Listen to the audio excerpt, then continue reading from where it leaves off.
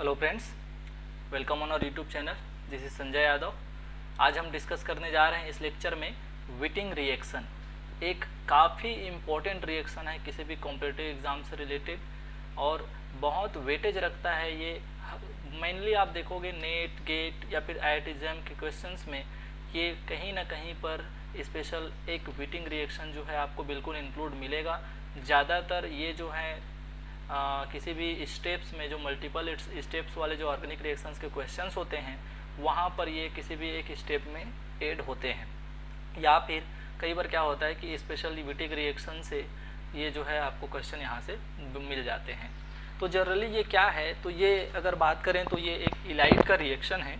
एक इलाइड एक important concepts है ऑर्गेनिक केमिस्ट्री में। बहुत सारी चीज़ों पर ये इलाइड जो है इम्पॉर्टेंट हैं या कई रिएक्शन में इन्वॉल्व होते हैं। ये एक स्पेशल काइंड ऑफ इंटरमीडिएट होता है, ठीक है। अगर मैं बात करूं विटिंग रिएक्शन में, तो विटिंग रिएक्शन में जो इलाइड होता है उसका काम है एल्कीन बनाना। क्या बनाना? एल्कीन बनाना। सो फ्रेंड्स, इस रिएक्शन में हम जनरली बात करेंगे विटिंग रिएक्शंस के बारे में, उनके टाइप्स के बारे में कि विटिंग रिएजेंट क्या होता है, कितने टाइप्स के विटिंग रिएजेंट हो सकते हैं, और उनकी स्टेरियोकेमिस्ट्री जो प्रोडक्ट बनाते हैं वो एल्कीन बनाते हैं, उनकी स्टेरियोकेमिस्ट्री क्या रहती है। तो चलिए स्टार्ट करते हैं लेक्चर विटिंग रिएक्शन की। देखिए इलाइड ये एक्चुअली होते क्या हैं, ये जो है आपका इलाइड होता है, ठीक है। देखिए ये जो है आपका ये इलाइड है।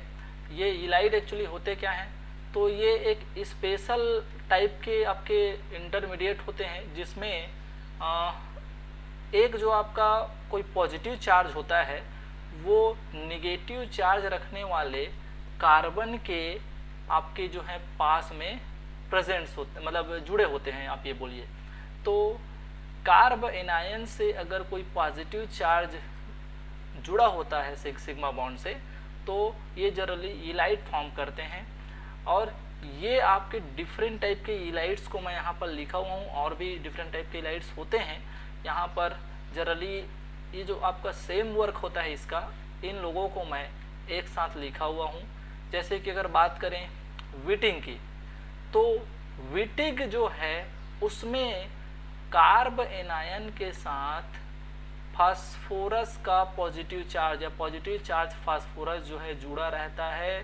तो कई बार आपको क्वेश्चंस में क्या दिखता है, कई बार जो है क्वेश्चंस में आपको ये जो है फास्फोरस जो है इसमें पॉजिटिव चार्ज है और उसका कार्बन में नेगेटिव चार्ज है, इसलिए कई बार ये P≡C के फॉर्म में प्रेजेंट होते हैं। दैट इज इसमें फास्फोरस पर पॉजिटिव और इसमें नेगेटिव फॉर्म प्रेजेंट्स है। क्लियर है भाई? देखिए तो यहाँ पर ये जो है विटिंग रिएक्शन में किस टाइप का इलाइड आपका यूज होता है, वो होता है फास्फोरस इलाइड, ठीक है। लेकिन अगर बात करें पीटरसन में, तो पीटरसन में सिलिकॉन वाला इलाइड यूज होता है। इसमें फास्फोरस की जगह पर सिलिकॉन प्रेजेंट्स होता है। और जूलिया ओलिफिनेशन जो होता है, एक रिएक्शन है ओलिफिन बनाने का, उस जूलिया ओलिफिनेशन में ये PHSO2 दैट इज सल्फोनियम, आपका जो सल्फर जो है ना, ये सल्फर के साथ आपका जुड़ा होता है कार्बन माइनस। एक्चुअली मैं इन पीटरसन और जूलिया को आपको पर्सनल इसके लिए सेपरेट वीडियो में हम इसको डिस्कस करेंगे। यहाँ पर देखिए ये जो है ये सभी जो आपके इलाइड हैं, वो इलाइड जो है ये एक कार्बोनिल कंपाउंड के साथ रिएक्शन करके यहाँ पर ये जो हैं एल्कीन बना रहे हैं या फिर ओलिफिन बना रहे हैं।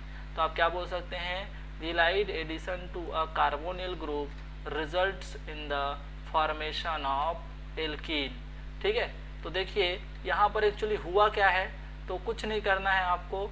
यहाँ पर सिर्फ ये जो आपका कार्बन है और ये कार्बन से जुड़ा जो ऑक्सीजन डबल बॉन्डेड है, इस डबल बॉन्डेड ऑक्सीजन को निकाल करके आपको ये यहाँ पर भी देखो ये फास्फोरस के साथ ये कार्बन डबल बॉन्डेड फॉर्म में होगा, उसको यहाँ पर जोड़ देना है। तो इसके रिएक्शंस मैकेनिज्म इन सभी के बारे में हम अगले स्लाइड्स में डिस्कस करते हैं।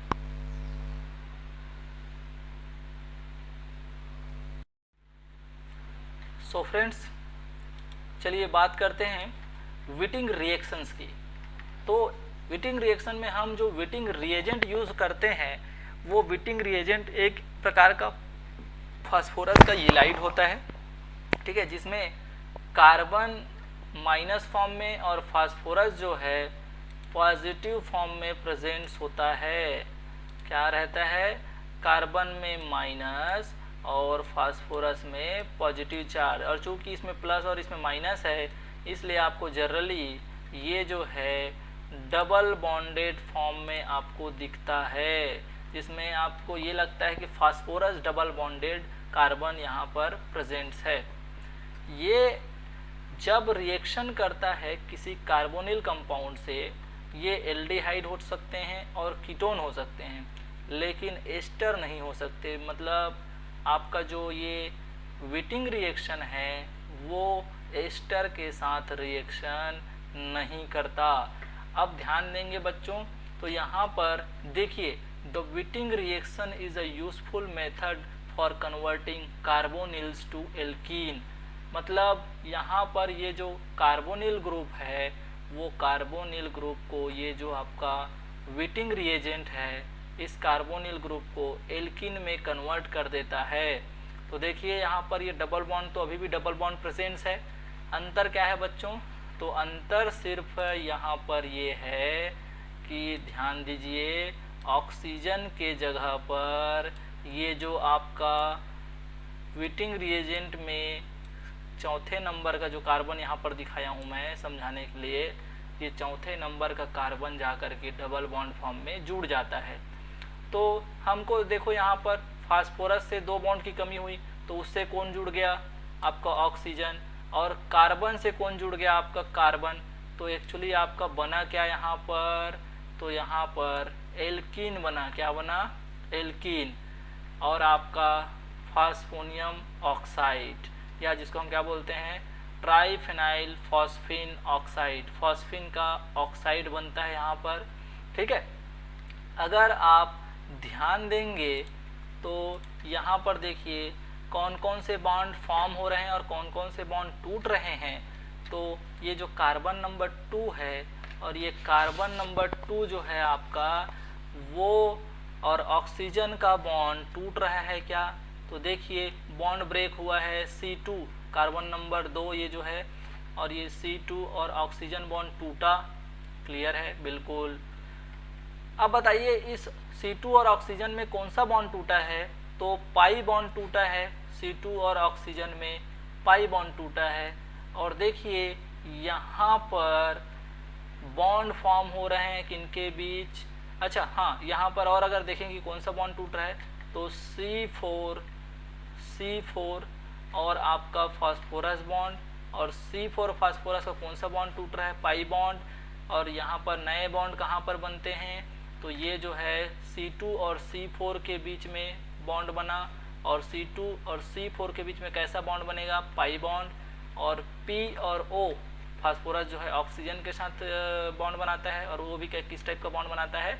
Pi bond. तो इसको जनरली आपको मैकेनिज्म में मैं समझाता हूँ। अगर मैं इसमें आपको ट्रिक बताऊँ तो आपको कुछ नहीं करना है, इसमें आपको सिर्फ ये जो कार्बोनिल अगर कोई कंपाउंड है और उसके साथ आप ये रिएजेंट देखते हैं फास्फिन का येलाइड, दैट इज अगर कार्बन के साथ डबल बॉन्डेड फॉर्म में अगर आपको फास्फोरस दिखा तो आप समझ जाइए कि इस रिएक्शन में कुछ नहीं करना है, सिर्फ ऑक्सीजन को हटाना है और वहाँ पर कार्बन जोड़ना है, दैट इज एल्कीन बनाना है। क्लियर है? आगे बढ़ें तो चलिए आगे बढ़ते हैं।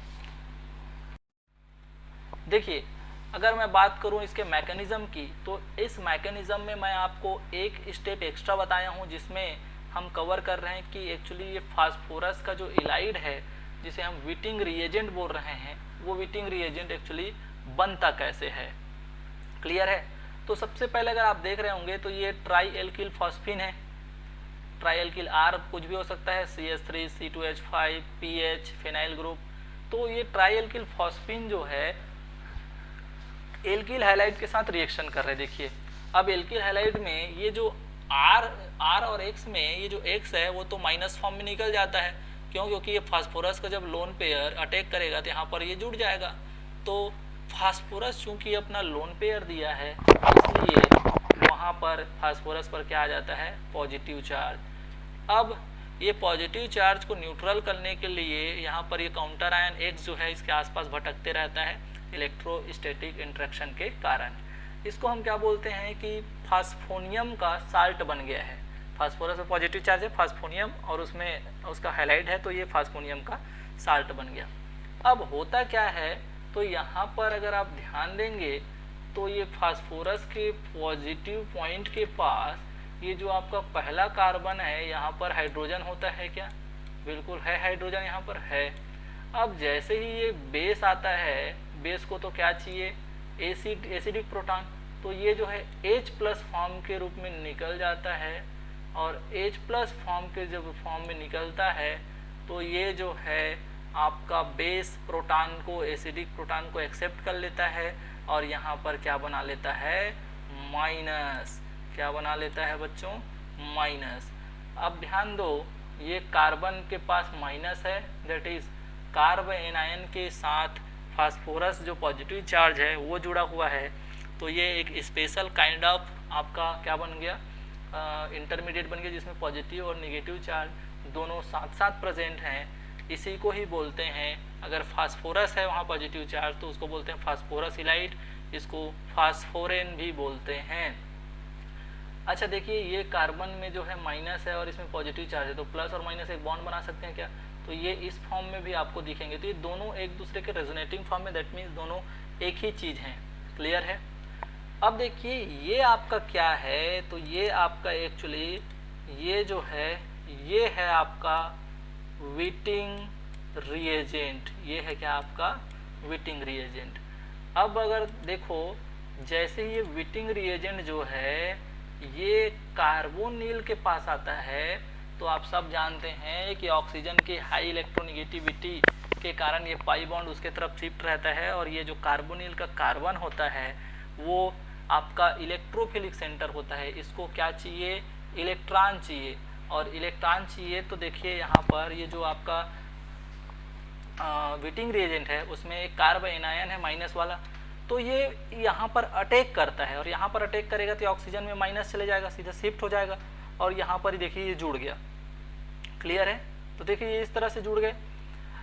अब अगर ध्यान दीजिए यहाँ पर, अब आपका क्या होगा, ये आपके ऑक्सीजन है और यहाँ पर फास्फोरस में प्लस है, तो इसको देखिए ये आपका जो है न्यूमान का प्रोजेक्शन फार्मूला है क्या, तो न्यूमान के प्रोजेक्शन फार्मूले को मैं रोटेट करके वेज डेस में इसको ऐसे लिख सकता हूँ क्या, बिल्कुल।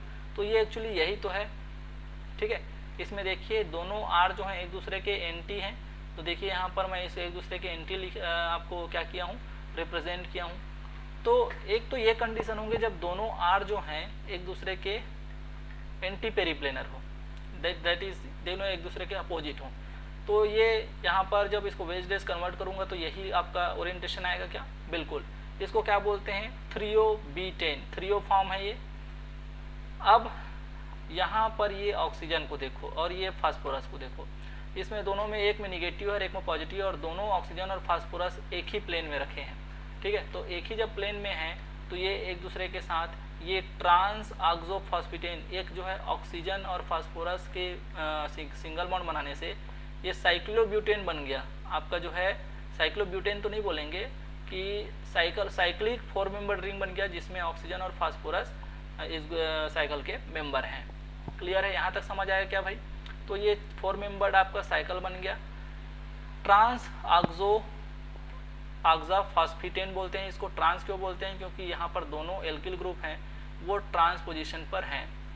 अब देखिए ये जो है इधर से ये बॉन्ड बना लिया, ऑक्सीजन और फास्फोरस का बॉन्ड बना लिया, तो अब ये ऑक्सीजन और फास्फोरस का बॉन्ड टूटने के लिए तो नहीं बनाए होंगे इतने आसानी से। ये तो होता क्या है, ये देखिए ये आपका जो फास्फोरस का सिंगल बॉन्ड, ये वाला जो बॉन्ड है वो टूट के आपका यहाँ पर देखिए ब्लू कलर वाला ऑक्सीजन की तरफ शिफ्ट हो रहा है। वैसे ही ये कार्बन जो आपका ऑक्सीजन के साथ जुड़ा हुआ है ये जो है टूट करके यहाँ पर इधर शिफ्ट हो रहा है। तो सिंपल सा अगर मैं ये बोलूँ कि ऑक्सीजन की एफिनिटी जो है फास्फोरस के साथ काफ़ी ज़्यादा अच्छी होती है। फास्फोरस के साथ ऑक्सीजन की जुड़ने की टेंडेंसी काफ़ी अच्छी होती है। क्यों? क्योंकि यहाँ पर फास्फोरस में 3D ऑर्बिटल होते हैं, और 3D ऑर्बिटल होने के कारण ये ऑक्सीजन के लोन पेयर के साथ काफ़ी अच्छा बैक बॉन्डिंग में इन्वॉल्व हो जाते हैं। तो देखिए, अगर ये वाला बॉन्ड टूटा और ये बॉन्ड यहाँ शिफ्ट हो रहा है और ये वाला बॉन्ड यहाँ शिफ्ट हो रहा है, तो आपको ये फास्फोरस में ये जो है देखिए सिंगल बॉन्ड वाला अब डबल बॉन्डेड ऑक्सीजन हो गया, और ये आपका कार्बन कार्बन जो सिंगल बॉन्ड था वो क्या बन गया? Double bond. इसको क्या बोलते हैं? ई एल्कीन। क्या बोलते हैं बच्चों?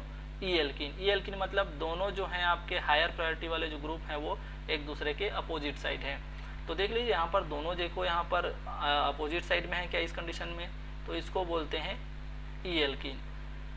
लेकिन अब देखो इधर दूसरे वाले मैकेनिज्म में, तो इस मैकेनिज्म की अगर हम बात करते हैं तो यहाँ पर देखिए, अगर इसमें रोटेशन ऐसा हो कि दोनों आर जो हैं यहाँ पर कंडीशंस ऐसा बन जाए कि दोनों आर, ये R1 और ये R2 जो हैं एक ही साइड हों, ठीक है, तो इसको क्या बोलेंगे? इरिथ्रोबिटेन। अब इसमें ऑक्सीजन और फास्फोरस सेम कंडीशन में ऐसे ही 4 मेंबर रिंग बनाएंगे। अब इसको देखो, दोनों R1 और R2 जो हैं सिस फॉर्म में होने के कारण इसको मैं सिस ऑक्साफॉस्फेटेन बोल रहा हूँ।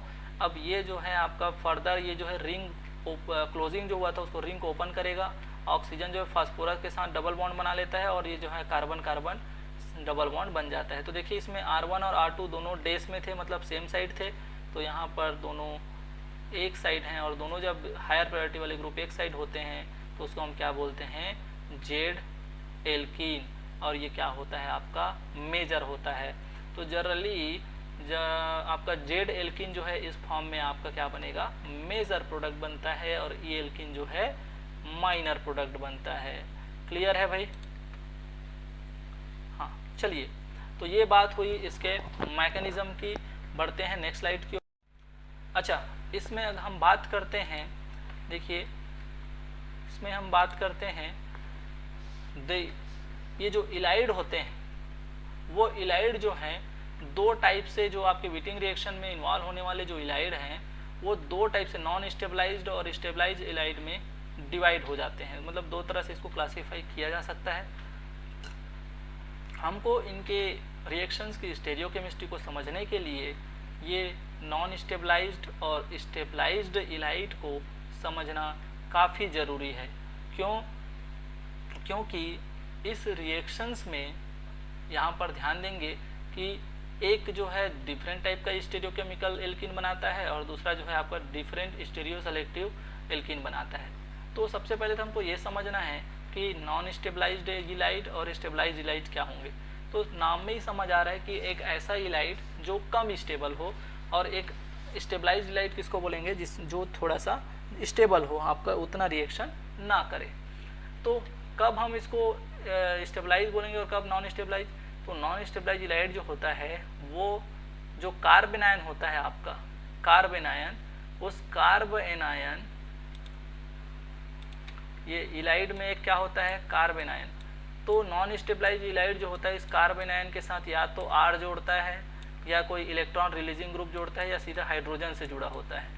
तो देखिए ये जो है कैरी हाइड्रोजन और electron donating alkyl group, withdrawing नहीं, electron donating alkyl group on the ylide carbon and phenyl group on the phosphorus. Phosphorus पर देखो जनरली फेनाइल ग्रुप जुड़ा रहता है, और इधर ये जो आपका माइनस वाला, जो आपका कार्बन आयन में जो माइनस वाला होता है वहाँ पर ये या तो एल्काइल ग्रुप जुड़ा रहता है या हाइड्रोजन। ठीक है, ये जो होते हैं non stabilised ylides are very nucleophilic and react with CO, oxygen and H2O। यहाँ पर थोड़ा सा ध्यान देंगे, ये एक्चुअली CO2 है, ये O2 है, और ये H2O है। कहने का मतलब ये है कि यहाँ पर ये जो आपके नॉन स्टेबलाइज्ड आपके इलाइड होते हैं वो काफ़ी रिएक्टिव होते हैं। भाई सिंपल सी बात है, यहाँ पर ये इलेक्ट्रॉन डोनेटिंग ग्रुप जुड़ा हुआ है और इसमें माइनस लगा रहता है, तो ये तो न्यूक्लियोफिलिक है क्योंकि ऑलरेडी इसमें और माइनस है, तो और आप इसको डोनेटिंग ग्रुप दे दिए हैं तो और इसका इलेक्ट्रॉन डेंसिटी बढ़ जाता है, जिसके कारण ये काफ़ी न्यूक्लियोफिलिक हो जाते हैं और उसके कारण ये CO2, O2 और H2O से आसानी से रिएक्शन करते हैं। इसीलिए इनको इनर्ट एटमॉस्फेयर में हैंडल करते हैं, मतलब एटमॉस्फेयर कैसा होना चाहिए, इनर्ट होना चाहिए, जिसमें ऑक्सीजन, CO2, CO2, O2 ऐसे गैस जो हैं वहाँ पर प्रेजेंट नहीं होने चाहिए, नहीं तो वो रिएक्शन कर जाएगा। क्लियर है भाई? ठीक है। देखिए, लेकिन अगर बात करते हैं हम स्टेबलाइज्ड इलाइड में, तो स्टेबलाइज्ड इलाइड में आपका जो है आपका जो माइनस कार्बन आयन सेंटर जो होता है वो एक इलेक्ट्रॉन विड्रॉइंग ग्रुप से जुड़ा होता है। इलेक्ट्रॉन विड्रॉइंग ग्रुप क्यों? क्योंकि इसके माइनस, ये देखिए इस एग्जांपल में ये कार्बन वाला माइनस में आपका कोई इलेक्ट्रॉन विड्रॉइंग ग्रुप जुड़ेगा, तो ये इलेक्ट्रॉन विड्रॉइंग ग्रुप जो है क्या करेगा, इसको, इस माइनस को अपनी तरफ खींचेगा, मतलब इसकी रिएक्टिविटी को कम करेगा। तो देखिए जनरली आपका कार्बन आयन जो है carbonyl group CHO, COR, COOR, यहाँ पर ये है, ये एस्टर है, ठीक है, ये ईथर है आपका, और ये आपका जो है सॉरी ये कीटोन है, और ये आपका एल्डिहाइड है। तो इस तरह से आपका इलेक्ट्रॉन विड्रॉइंग ग्रुप के साथ जुड़ा होता है अगर ये कार्बन माइनस आयन, तो उसको हम क्या बोलते हैं, स्टेबलाइज्ड इलाइड। अब ये चूंकि ये माइनस आयन इसके रेजोनेंस के कारण इन्वॉल्व हो आपका रेजोनेंस में इन्वॉल्व होने के कारण डबल बॉन्ड बना लेता है, फिर ये जो है आपका इस फॉर्म में कन्वर्ट हो जाता है।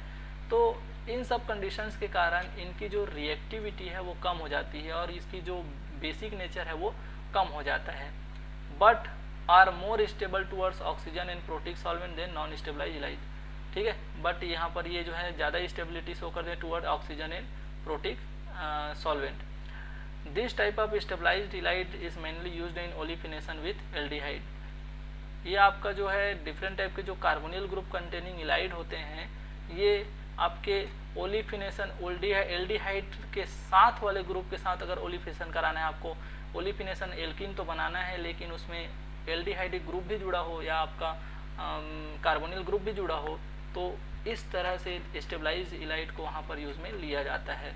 तो ये आपके एग्जांपल था नॉन स्टेबलाइज्ड इलाइड और स्टेबलाइज्ड इलाइड में। इसमें माइनस जो है रेजोनेंस के कारण, चूंकि इलेक्ट्रॉन विड्रॉइंग ग्रुप जुड़ा हुआ है, इसलिए ये जो है रेजोनेंस के कारण स्टेबल हो जाता है। लेकिन यहाँ पर सिर्फ एल्काइल ग्रुप या फिर हाइड्रोजन होता है जिसके कारण इलेक्ट्रॉन डेंसिटी कार्बन माइनस पर बढ़ जाती है और उसके कारण यहाँ पर क्या हो जाता है, इसकी रिएक्टिविटी बढ़ जाती है। अब हम बात करेंगे स्टीरियोकेमिस्ट्री ऑफ व्हिटिंग रिएक्शन। अब स्टीरियोकेमिस्ट्री क्या बोलता है, इसकी व्हिटिंग रिएक्शन का जो स्टीरियोकेमिस्ट्री है वो क्या बोलता है।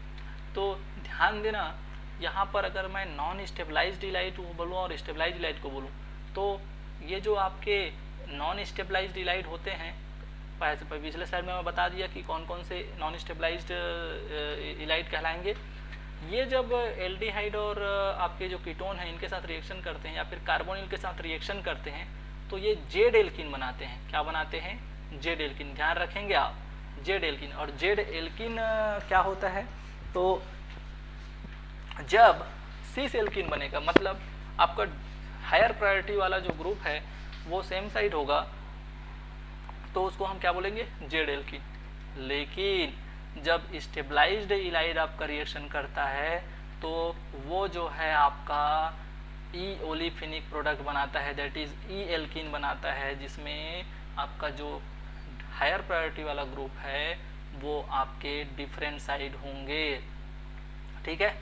ये जो है आपके जनरली नॉन पोलर सॉल्वेंट में यूज़ होते हैं, लेकिन यहाँ पर ये जो आपके सॉल्वेंट होते हैं जो नॉन स्टेबलाइज में यूज़ होते हैं, वो ये आपका ETO, ये यहाँ पर आपका 2 है ना, इसको ये मिस प्रिंटिंग है, यहाँ पर आप ध्यान देंगे, ये ET2O ईथर है, डाइएथाइल ईथर है, THF tetrahydrofuran, dimethyl DME dimethyl ethoxide, ठीक है।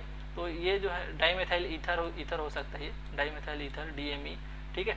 तो ये जो है आपके सॉल्वेंट की तरह यूज़ होते हैं जनरली किसमें, जब हम नॉन स्टेबलाइज्ड इलाइड को रिएक्शन कराते हैं।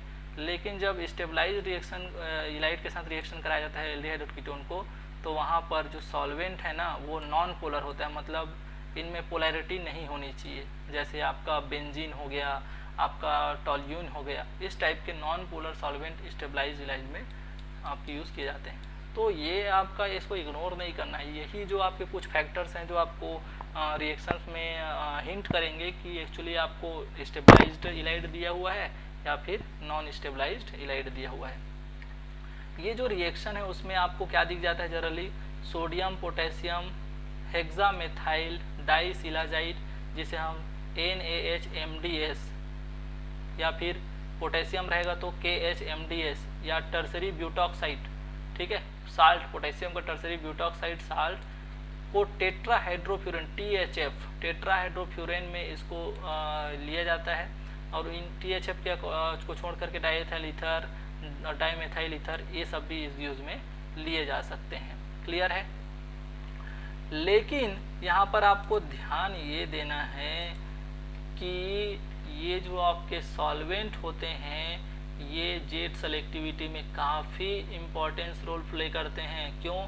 क्योंकि अगर इन सॉल्वेंट के अलावा अगर मैं DMSO ले लेता हूँ, प्रोटिक सॉल्वेंट ले लेता हूँ such as alcohol, must be avoided, ये नहीं लेना है। क्यों? क्योंकि because they adversely effect both the yields and the stereo selectivity. जैसे ही आप DMSO, डाईमेथाइल सल्फॉक्साइड या प्रोटिक सॉल्वेंट, इस तरह के सॉल्वेंट अगर आप यूज़ में लेते हैं तो इस तरह के सॉल्वेंट यूज़ में लेने से ये जो आपकी मात्रा है जो 90% मिलना था, 100% मिलना था, वो जो है आपका बहुत कम हो जाता है, यील्ड्स कम हो जाते हैं, और उसकी स्टीरियो सेलेक्टिव जो जेड एल्किन ही मिलना था वो प्रभावित होता है।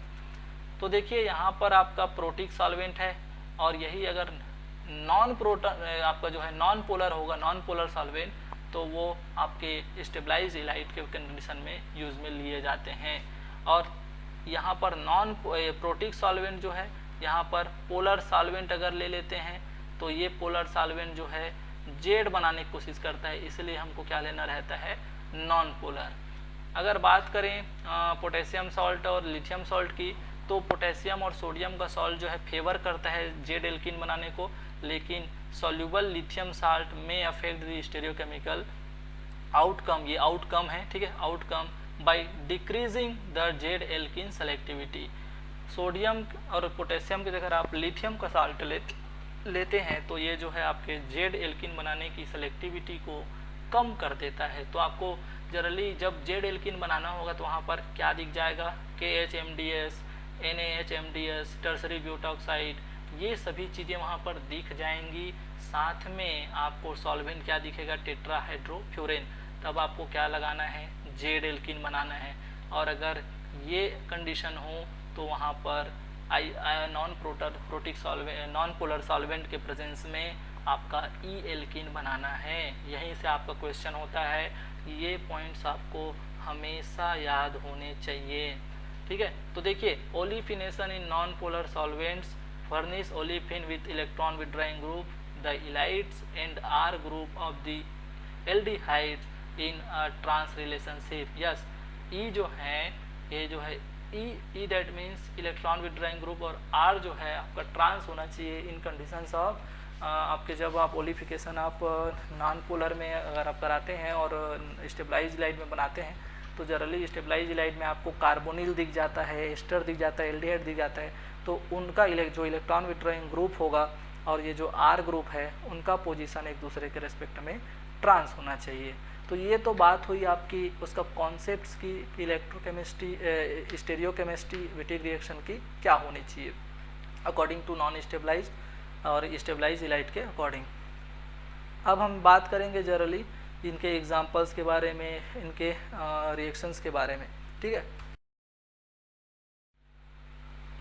देखिए, अगर मैं यहाँ पर नॉन स्टेबलाइज्ड इलाइड लेता हूँ तो ध्यान दो, ये नॉन स्टेबलाइज्ड इलाइड है, मतलब देख लो यहाँ पर ये जो फास्फोरस में फिनाइल ग्रुप जुड़ा है, बिल्कुल ये नॉन स्टेबलाइज्ड इलाइड का कैरेक्टर है। ये जो माइनस वाला जो यहाँ पर ये कार्बन के में माइनस होता है वहाँ पर ये हाइड्रोजन जुड़ा है और एल्काइल ग्रुप जुड़ा है, और यही जो है नॉन स्टेबलाइज्ड इलाइट के कैरेक्टर हैं। तो यहाँ पर देखो, ये नॉन स्टेबलाइज्ड इलाइट को एक बेस के साथ रिएक्शन कराया जा रहा है। ये भी यहाँ पर देखो, एक्चुअली ये फास्फोरस में प्लस है, तो फास्फोरस में अगर प्लस है तो ध्यान दीजिए यहाँ पर ये जो है एक बेसिक प्रोटॉन होगा क्या यहाँ पर, बिल्कुल इसमें प्लस के कारण यहाँ पर इलेक्ट्रोनेगेटिव बढ़ जाएगी, जिसके कारण इसकी जो है एसिडिक नेचर बढ़ जाती है। तो अगर ये बेस है तो बेस जो है इस एसिडिक प्रोटॉन को रिमूव करके यहाँ पर क्या बनाएगा, माइनस बनाएगा। क्या बनाएगा, माइनस।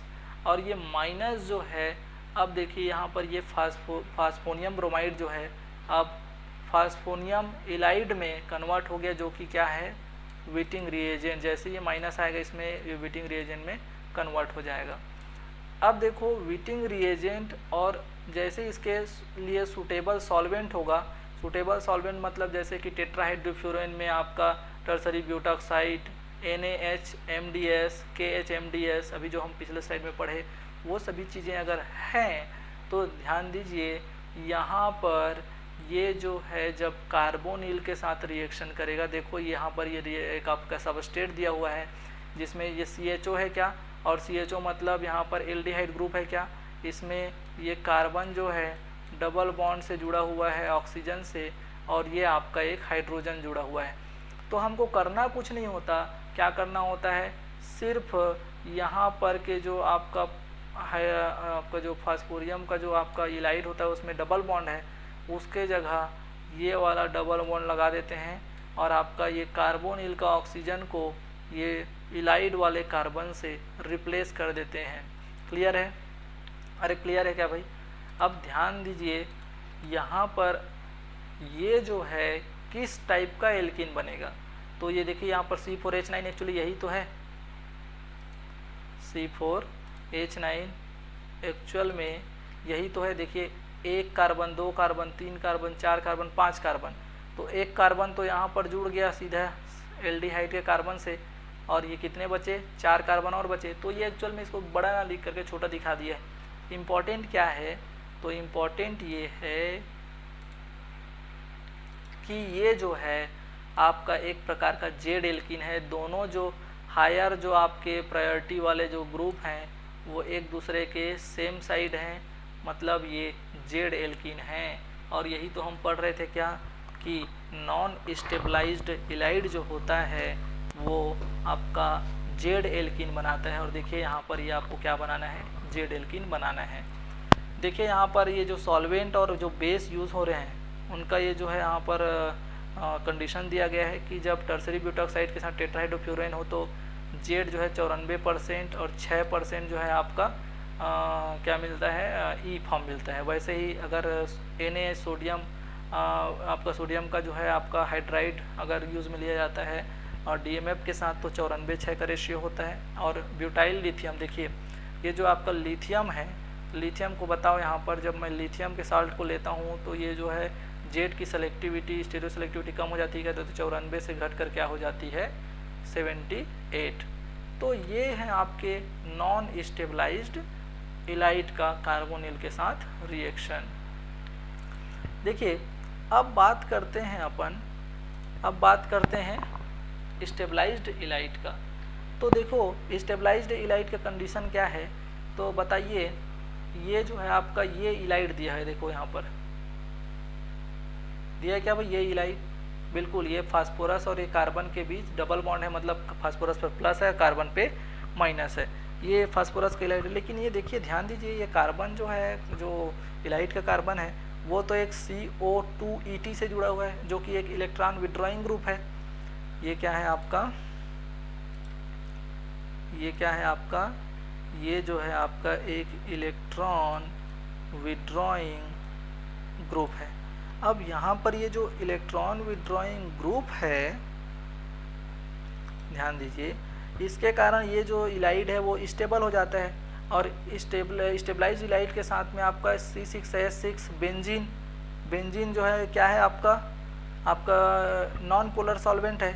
तो जब नॉन पोलर सॉल्वेंट के साथ इस पर स्टेबलाइज्ड इलाइड को रिएक्शन कराया जाता है तो वो कार्बोनिल का ऑक्सीजन को हटा करके हमको ये वाला जो है आपका फास्फोरस के और कार्बन के ऑक्सीजन को हटाना है, और ये ऑक्सीजन के जगह में कार्बन को जोड़ना है डबल बॉन्ड से, और फास्फोरस में कार्बन के जगह पर ऑक्सीजन को जोड़ना है। तो यहाँ पर देखो ये यहाँ का ऑक्सीजन जो है हट गया, और यहाँ पर ये वाला ऑक्सीजन जो है हट करके ये वाले डबल बॉन्ड से कार्बन के साथ जुड़ गया। और देखो इससे जुड़ा हुआ जो CO2ET है वो अभी भी यहाँ पर जुड़ा हुआ है। समझ आ रहा है क्या? लेकिन अगर आप ध्यान दे रहे होंगे तो यहाँ पर देखो एल्कीन में दोनों हायर प्रायोरिटी वाले लोग जो हैं एक साइड थे, लेकिन इसमें एल्कीन में हायर प्रायोरिटी वाले लोग डिफरेंट साइड है। मतलब ये जो है आपका क्या बन गया, ई एल्किन बन गया।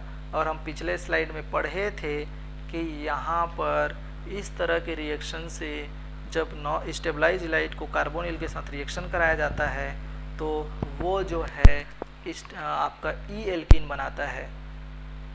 अब ध्यान दीजिए, ये जो है आपका इतना बड़ा रिएक्टेंट दिया है, इससे मेरा कोई मतलब नहीं है, क्योंकि मेरा रिएक्शन व्हिटिंग रिएक्शन किसके साथ काम करता है, कार्बोनिल के साथ रिएक्शन करता है। क्यों? क्योंकि ये क्या है आपका CH और ये यहाँ पर डबल बॉन्ड में O।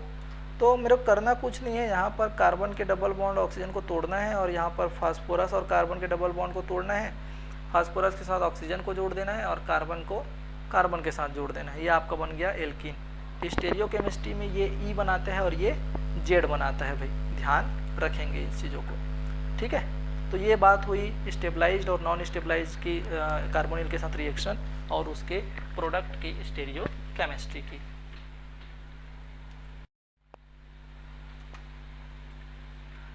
देखिए यहाँ पर आपका ये क्वेश्चन है, आपको इसको सॉल्व करना है। सबसे पहले ध्यान दीजिए, यहाँ पर दोनों सेम रिएक्शंस को मैं यहाँ पर दोनों सेम रिएजेंट लिया हूँ।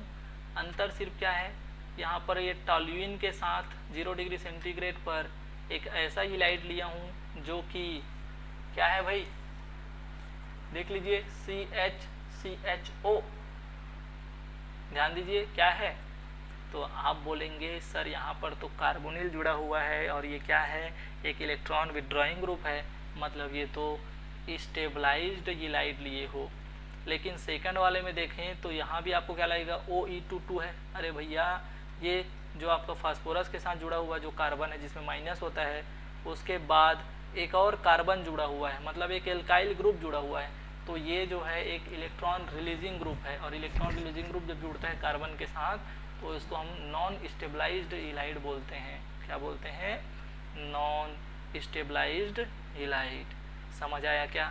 तो आपको पता चल गया होगा कि आप बनाएंगे क्या। यहाँ पर मेरे को रिएक्शन तो इसके एल्डिहाइड के साथ ही आपको कराना है। क्या? देखिए ध्यान दीजिए, ये आपका क्या है, C डबल बॉन्ड O और यहाँ पर क्या है, हाइड्रोजन। तो मेरे को तो कोई मतलब नहीं है, ये जो आपका ये डबल बॉन्ड को तोड़ना है और यहाँ पर इस डबल बॉन्ड की जगह में उसको जोड़ना है। समझ आया क्या? तो यहाँ पर अंतर सिर्फ क्या होगा कि ये स्टेबलाइज्ड इलाइड है और स्टेबलाइज्ड इलाइड जो है क्या बनाते हैं बच्चों, तो वो बनाते हैं आपका E टाइप। क्या बनाते हैं? E type. और ध्यान दो, जब ये नॉन स्टेबलाइज लोग इसी ऐसे, ये भी तो वही है, C डबल बॉन्ड O और ये H, लेकिन यहाँ आपका जब डबल बॉन्ड को आप जोड़ेंगे ऑक्सीजन के जगह में तो आपको किस टाइप का बनाना है, तो ये बनाता है Z टाइप का। अरे ध्यान रखोगे क्या? अरे ध्यान रखोगे क्या? बिल्कुल आपको ये चीज़ ध्यान में रखना है कि कौन सा इलाइड जो है किस तरह का एल्कीन बनाता है। समझ आया?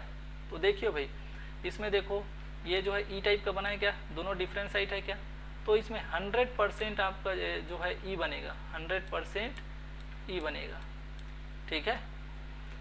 अब देखो जैसे ही आप बात करेंगे इसकी जेट की, स्टेबलाइज्ड नॉन स्टेबलाइज्ड इलाइड की, तो देखो यहाँ पर ये जो है जुड़ा तो सही, लेकिन यहाँ पर ये इसका जो एल्कीन है वो कैसा बना, वो बना जेड टाइप का। क्या बना? जेड टाइप का। तो ये काफ़ी अच्छा एग्जाम्पल था इस E और जेड को समझने के लिए। क्लियर है भाई? ये आपका काफ़ी अच्छा एग्जाम्पल रहा जिससे आप आसानी से क्या हो गए, E और जेड प्रोडक्ट को समझ गए। क्लियर है क्या? तो हम क्यों ना ऐसे याद कर लें कि दोनों में से हम कभी भी कंफ्यूज हो जाएंगे, तो आपको याद किसको करना है, आपको याद रखना है ऐसे एक को याद रखो कि स्टेबल जो है कार्बोनिल के साथ क्या बनाता है, E टाइप का। समझ आया क्या भाई? बिल्कुल। तो मैं क्या करता हूँ, मैं ऐसे याद कर लेता हूँ कि स्टेबल जो है स्टेबल बनाता है, और स्टेबल मतलब मेरे को पता है कि भाई अगर मैं सीस और ट्रांस बनाऊँ तो ट्रांस जो है क्या होते हैं, ज़्यादा स्टेबल होते हैं, और ट्रांस जो ज़्यादा स्टेबल होते हैं क्यों? क्योंकि यहाँ पर देखो, यहाँ पर ट्रांस है, दोनों को एक साइड रख दूंगा तो इनमें रिपल्सन होगा कि नहीं, लेकिन ये ट्रांस रख दूंगा तो इनमें रिपल्सन कम हो जाएगा। तो मैं तो ऐसे याद रखता हूँ कि भाई स्टेबल से स्टेबल बनाएंगे, तो स्टेबल कौन होता है? ट्रांस, और ट्रांस होगा तो क्या होगा? जनरली सीस और ई जेड और सी से ट्रांस का कोई रिलेशन तो नहीं होता, लेकिन एक याद करने के तरीके के लिए ये काफ़ी अच्छा है। हमको जब कंफ्यूज हो जाएंगे तो ये हमारा कुछ हेल्प कर सकता है उस कंडीशंस में। क्लियर है? बाकी ई जेड सीस ट्रांस इन सब में कोई रिलेशन नहीं होता। समझ आ रहा है क्या भाई? अरे ठीक है। तो ये अब ये जो है आपका सेकंड रिएक्शन, अगर इसको हम फर्दर और रिएक्शन कराते हैं, अगर TSOH आपको कैटेलिटिक TSOH के साथ टोसाइलिक एसिड के साथ रिएक्शन कराते हैं, तो वहाँ पर ये जो है, ये जो आपका CHOET जो है वो हाइड्रोलिसिस होकर के कार्बोनिल में, हाइड्रोलिसिस नहीं बोलेंगे, यहाँ पर आप देख लीजिए H2O हाइड्रोलिसिस का कैसे सिंबल आपको दिख रहा होगा। तो जनरली ये जो है आपका एल्डिहाइड अल्फा सेचुरेटेड कार्बोनिल में, सॉरी अल्फा सेचुरेटेड बोलता हूँ, अल्फा अनसेचुरेटेड आपका जो है कार्बोनिल में कन्वर्ट हो जाएगा। क्लियर है? तो ये बात हुई उसके कुछ एग्जांपल्स के। आई होप कि आपको ये स्लाइड अच्छे तरीके से समझ आया होगा। इस स्लाइड की मदद से आप कोई भी क्वेश्चंस जो हैं आसानी से अटेम्प्ट कर सकते हैं। सो गाइस, आई होप कि आपको वीडियो पसंद आया होगा। आज आपने काफ़ी अच्छे कॉन्सेप्ट सीखे हैं, आपको सभी अच्छी चीज़ें समझ आई होंगी अच्छे से। और इससे रिलेटेड मैं नेक्स्ट लेक्चर में आपको अच्छे और अच्छी बुकों के, जैसे कि क्लेडन हो गए, नांज के हो गए, ऐसे बुकों के एग्जांपल्स को सॉल्व करने की कोशिश करूंगा। नेक्स्ट वीडियो में आपको इनके सॉल्यूशंस मिलेंगे। कुछ हम प्रैक्टिस करेंगे, क्वेश्चंस प्रैक्टिस करेंगे जो प्रीवियस ईयर क्वेश्चंस आए हुए हैं, और कुछ अच्छे बुक्स के एग्जांपल्स को हम नेक्स्ट लेक्चर में डिस्कस करेंगे। सो अगर आप अभी तक हमारे चैनल को सब्सक्राइब नहीं किए होंगे तो जल्द से जल्द चैनल को सब्सक्राइब कर लीजिए, वीडियो को ज़्यादा से ज़्यादा शेयर कीजिए, लाइक कीजिए, कमेंट कीजिए। मिलते हैं नेक्स्ट लेक्चर में। Stay tune. Thank you for watching.